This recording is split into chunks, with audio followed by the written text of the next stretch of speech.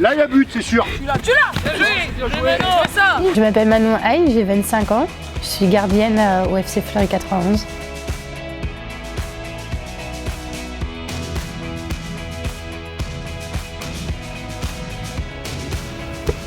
C'est une vocation, j'ai toujours voulu être gardienne, donc vraiment depuis petite, j'ai commencé à 5 ans, après à 6 ans vraiment en club où c'était autorisé d'avoir une licence. Et je joue avec les garçons, même avec les garçons, j'ai toujours voulu être gardienne, on n'avait plus de gardien, donc j'ai dit bon, pourquoi pas. Et ma mère, à ce moment-là, n'était pas trop d'accord, parce qu'elle avait peur, surtout que c'était avec les garçons, mais depuis, c'est devenu que du positif.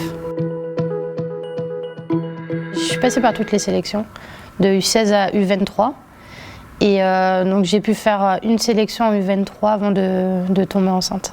J'ai vécu un peu une grossesse difficile où j'ai été un petit peu alitée à 4 mois. Donc j'avais plus de sport. Donc passer de 1 à 2 séances par jour, tous les jours, à plus rien du tout, c'était compliqué. Et revenir après l'accouchement encore plus parce que franchement, on repart de zéro. La préparation, c'est vraiment un tout nouveau départ. À plusieurs reprises, je me suis dit, est-ce que je vais revenir? J'avais des coups de mou, mais bien s'entourer, ça nous permet aussi d'y arriver.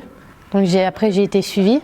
Le club était là, ma famille était là, tout le monde était là. Le club a mis en place une préparation physique, une préparation athlétique, une nutritionniste pour pouvoir m'aider à retrouver ma capacité. Très bonne gardienne, très bonne maman aussi. C'est gentil. On vous a parlé de son fils et tout ça. Maïdan. Petit garçon d'un an. Une tornade apparemment. Forcément, il me manque, c'est mon petit garçon, mais je sais qu'il est bien et le plus important, c'est de savoir qu'il est en bonne santé, même si je suis loin de lui. Je sais qu'il est entre de bonnes mains, tous les jours je l'ai en visio, donc il n'y a aucun problème par rapport à ça. Corinne m'a proposé de faire venir l'enfant.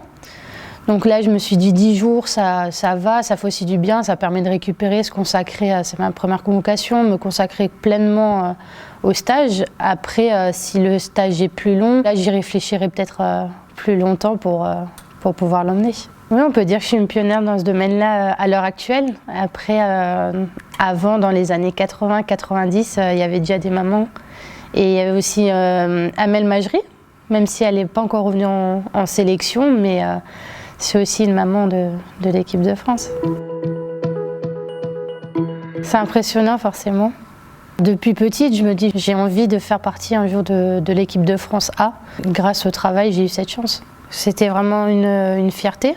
Quand j'ai vu mon nom dans la liste, après un congé de maternité, déjà faire partie de la liste, j'étais vraiment heureuse. Je me dis qu'avec le travail, ça a fini par payer. C'est l'accomplissement aussi du travail que j'ai fourni en club. Il y avait des joueuses que je connaissais bien, avec qui justement j'ai fait les sélections jeunes. J'ai aussi fait Clairefontaine avec elle au Pôle France. Donc Sandy Toletti, Julie Thibault, Maëlle que j'ai vue en U23. Quand tu arrives dans un nouveau groupe, c'est bien qu'il y ait des filles qui nous mettent forcément directement à l'aise.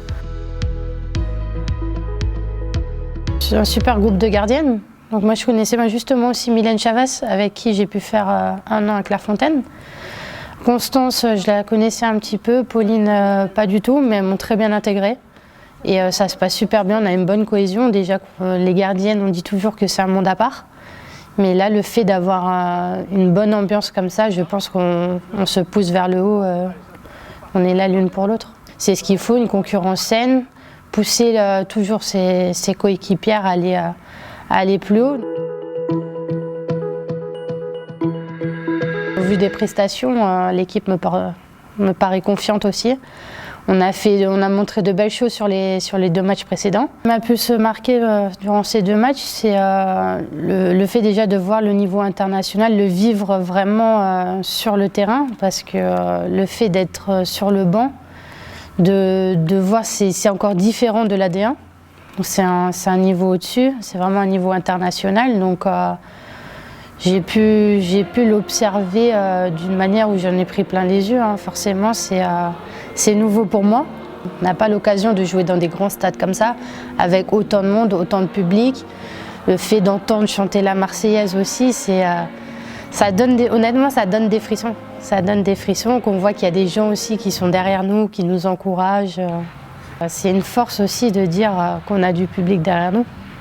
Donc maintenant, l'aboutissement de ce stage, de ce tournoi, c'est de remporter la 3e victoire et de conserver le titre en France, vu que c'est chez nous.